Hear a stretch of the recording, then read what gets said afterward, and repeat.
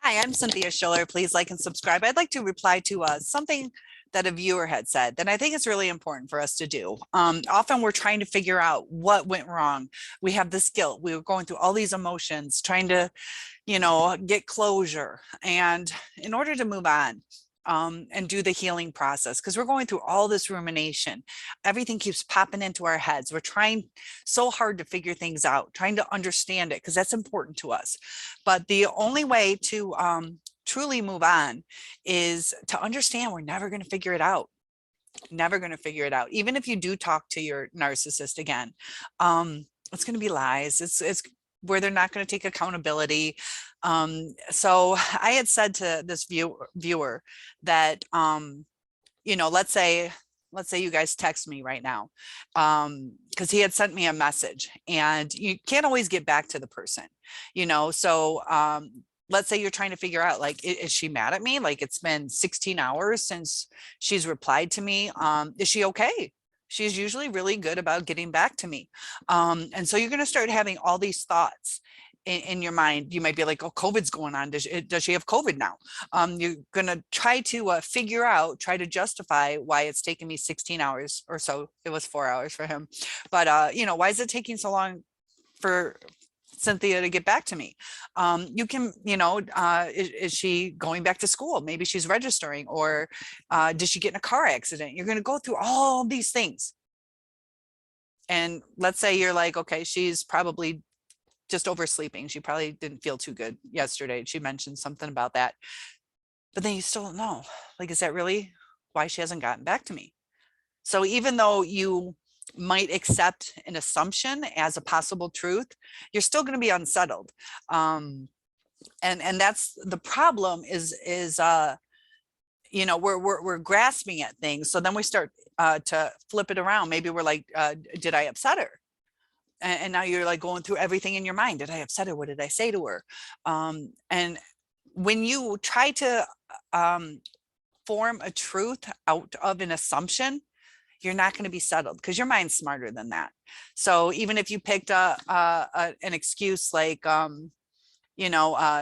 maybe she stopped by her parents' house because, her parents weren't feeling good, but you don't know that as a truth. So it still doesn't give you closure. It might give you temporary closure, but then you're like, that's a long drive. I don't know if she would do that. So you're going to keep justifying and searching and accepting a false truth to settle yourself. And then your mind's going to switch it over to, but I don't know that's the truth. And, so the more time goes by, the harder it is. Because now we're adding on more things, like, why is it taking her 20 hours? Or, now it's been 2 days. And, in a healthy relationship, I would let you know, even if it took 2 days. Oh, I'm sorry, I went out of town to see my daughter and I forgot my phone. Let's say it was the truth. You're like, oh, okay. But until you hear that, you're not going to be settled. You're not going to understand it.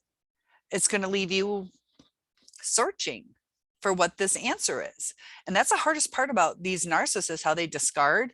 It's often over sometimes a silly thing, where they're like, I can't take it anymore. You leave the butter out. I can't stand that. And now your whole marriage is over.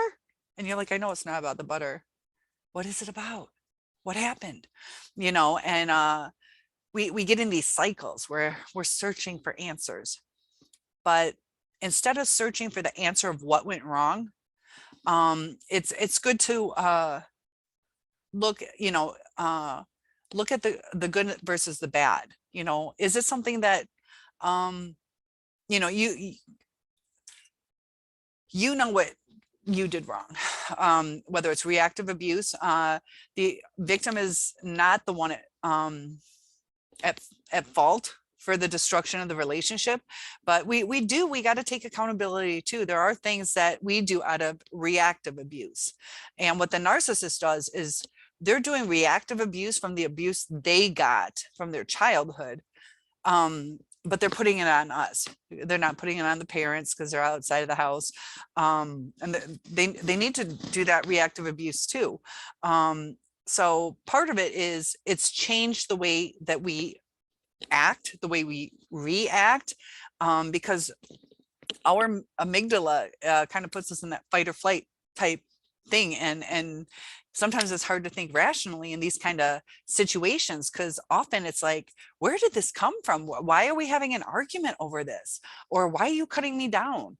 To where our brain, it can't work quick enough to overcome, it's using a different part of our brain.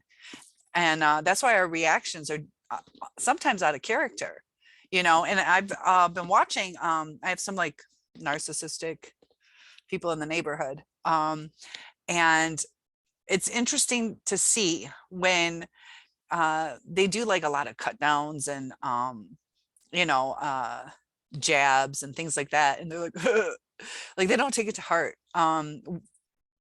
But if they're on an off day, even the little things, whoa, sometimes it's pretty intense. Like you can feel the frustration, you can see the anger in their face.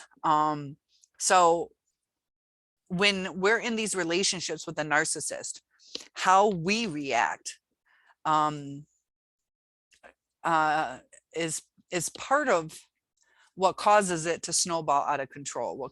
So I don't want you to think it's your fault, but there are some things we could have handled different. But also with the narcissist, they take advantage of that. So when we try to keep it even keel, it's hard to do, to be in this, like the neighbors, where it's like, it hits us home at our heart, and our needs aren't being met. But when we're ruminating and trying to figure this out, it's keeping us stuck in the cycle. Now, there is 5 stages of grief, which I have a video on, which can be helpful for you. We have to go through some of this. We have to go through the grieving process. Sometimes we're going to be in denial. We can flip-flop between the stages, and it's up to us to break out into the freedom stage, where we've accepted it. We've accepted it. No matter how much we think about it, no matter how much, we try to take accountability, we try to, get rid of our guilt feelings, or accept that we did our portion that was wrong. It was reactive, but, we can handle things differently too sometimes. But we're never going to get that true answer. They'll discard us. Some of us, I hope you guys haven't had this. Many of you have, where your narcissist just ghosts you, and that's even harder. I'd rather be call, bitch, I can't stand you, get the fuck out of my face. Okay, like that sucks. But when you're like, I love you and I'll see you soon, and then you ghosted, it's hard either way. But sometimes when you're going through that, your mind's searching for answers, because with the answers you feel you can fix it sometimes, or just understand what went wrong for future relationships.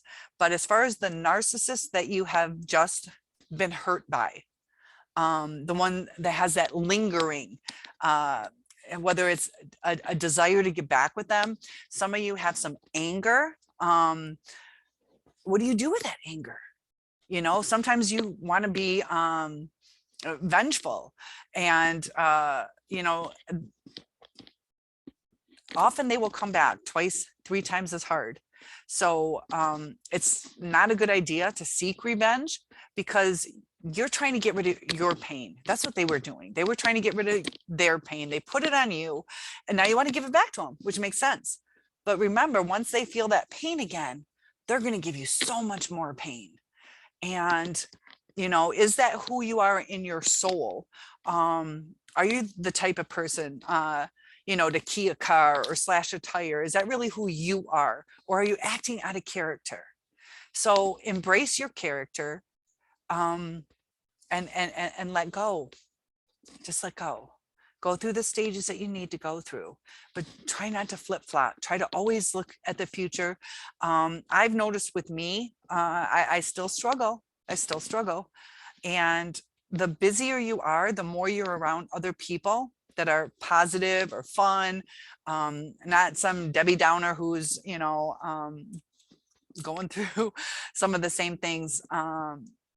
It's good to have somebody to relate to. That's why these YouTube channels are good, because we need our feelings validated. So it is okay to hang out with somebody who's in your same situation, whether you go to a support group of victims who have been through this, or talk to people through YouTube, because those are the people that relate. Those are the people that you can discuss and try to figure things out. But there's a time that you have to break free from that and get to the other portion of life, to you know, exploring what's out there. Make every day a new adventure, you know, instead of always going to the same restaurant. See what other ones are out there. Instead of going to the same beach or the same park or walking the same path, try something different. And I've noticed I feel quite a bit more free when I'm doing an activity. I know I teach online, and when I sit here and I'm teaching, my mind's going, I'm, you know, reading slides and seeing the kids and moving my mouse and trying to load things up. And it has a cycle where because of the trauma bond, we get these floods of feelings, and it's almost like it comes out of nowhere. You're like, where's this coming from? Like, I'm interacting with students that I can see online. I'm busy with my mind because I'm talking and even looking at kids that they're going to raise their hand, trying to form in my mind the next question I'm going to ask them. But when you're not experience life, life's not all about work. Life's not about sitting and reading slides. I have probably the best job in the world, but it's good to be around people that are just gonna kind of like play with you, you know, be a kid again, play on the swings, ride some bikes, go kayaking. And I don't mean like sexual play or toy with your mind. I'm talking, you know, like a little play date. Just go have some fun, go shopping, you know, get silly at Walmart, try on some hats, or, you know, put on some crazy shoes and walk around and just have a little fun with it. Do those dates. Have you heard of those? What is it? Like resale shops where you guys pick out each other's outfits and force yourself to go out to dinner looking like a mismatched mess. So there's lots of things. If you guys can kind of comment on some of the things you like to do, help other people see what's out there. You know, maybe people don't even know about parasailing if that's something that you like, or they don't know what a hoverboard is, different things like that. Some of the things you've experienced that have kind of helped keep your mind off of it. Last night I sat on the outside with my neighbor.